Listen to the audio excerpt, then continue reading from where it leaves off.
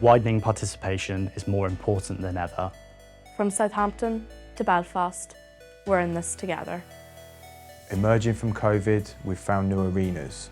As virtual meets physical, our mission is clearer. Studies find the working poor are the hardest hit. A social crisis, a pandemic. This is now, this is it.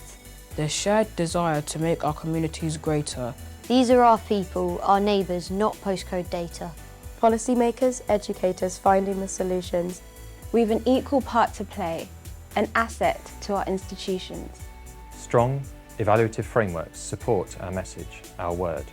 A voice for young people, let them own it, let them be heard. From theories of change to make the world a better place, to create global citizens, tomorrow's scientists await. With a strong and rich, socially diverse student population.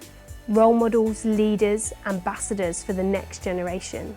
From primary school to graduation, a life cycle approach. Help students be successful in what inspires them most. We are dedicated as teachers, mentors and tutors to make progressive social change, to make a fairer future. At the University of Southampton, we've got an embedded widening participation plan for a fairer future. That involves 4 principles that we base all of our widening participation work on.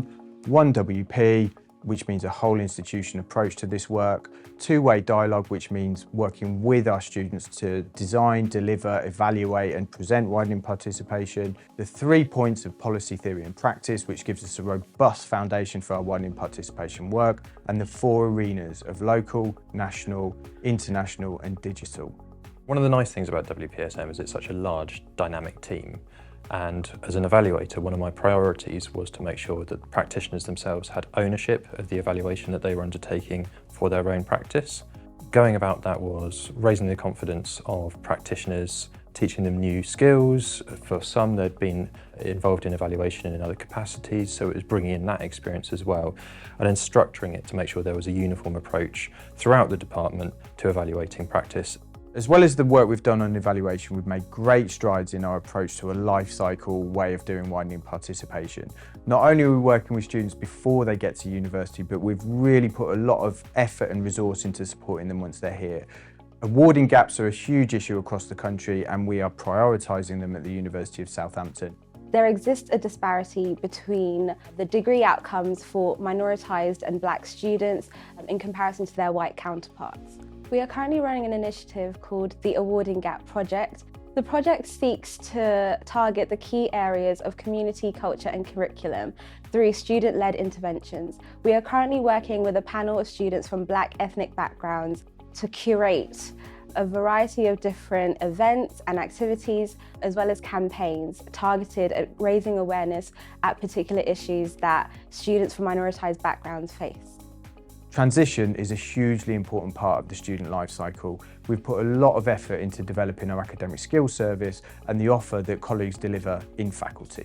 We offer students a wide range of services and support them with their writing, their maths and stats, and also the study skills that they really need to flourish. We offer online one-to-one appointments. Students can come and see us in the Academic Skills Hub, which is located in the library. We also have a dedicated website with lots of resources, and we're increasingly going out to academic departments to embed our support services within the curriculum.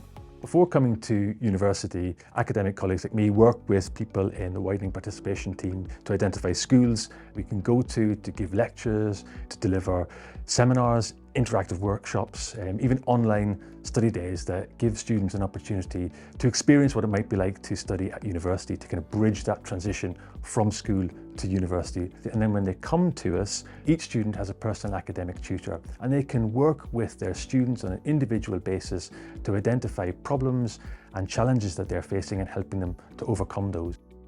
Widening participation is at a point of huge change at the moment. Not only are we seeing a number of unprecedented challenges, but we're also having a lot of new priorities that we're working towards. Number one, we're looking to make access and participation plans and our communications generally more accessible. Number two, we're looking to work more strategically with schools to raise attainment. Number three, we're looking to support students get on as well as get into university. And number four, we are looking to develop more diverse pathways into higher education. Despite the challenges the pandemic's brought up, that has allowed us to develop a real evaluative culture within the University of Southampton's Widening Participation team. The events that we run for students are vital to the work that we do in widening participation and working with local schools and colleges. When students visit us on campus, we try and make it as an immersive experience as possible, and we work alongside colleagues to deliver an events programme. Alongside working with some of our internal services, we also work with the likes of our careers team, and we also work closely with our alumni so that we can give the perspective of some of our graduates. Watching the students this morning doing all the activities is so inspiring because they're all so engrossed in doing it. They're really committing to it, and the amount of lateral thinking that's going on, you can see it, you can feel it. It's absolutely fantastic. I guess a university setting is the perfect place to host that and to embrace it. These events showcase what they can do at university and ultimately let them know that university is an option if they decide to do it. Today's event at the University of Southampton has been absolutely incredible. I've loved it. I've found out so much more about the actual university and student life itself. I've really enjoyed it. I think university is a good place to broaden your mind and to get the best job that you can. I think it's a good experience and it would help you gain lots of independence, as well as it being an opportunity for you to take control over your education. I think events like this are really important, especially for those children who perhaps don't have somebody in their family or their friendship circle who's been to university, so that they can see what university is like and then try to decide whether it's actually something that could be in their future. I, as a student ambassador, have been able to meet a lot of children that wouldn't have considered university before. And it makes me so happy after we give a presentation or a talk and do activities with them so they can learn more about university when they come up to me and say, "Miss, I really want to go to university now."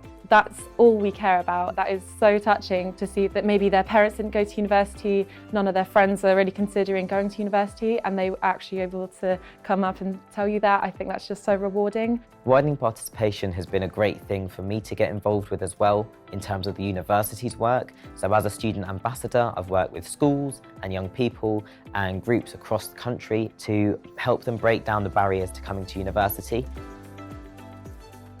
Widening participation is more important than ever. Widening participation is more important than ever. Widening participation is more important than ever. Widening participation is more important than ever. One voice. One voice. One voice. Let it be heard.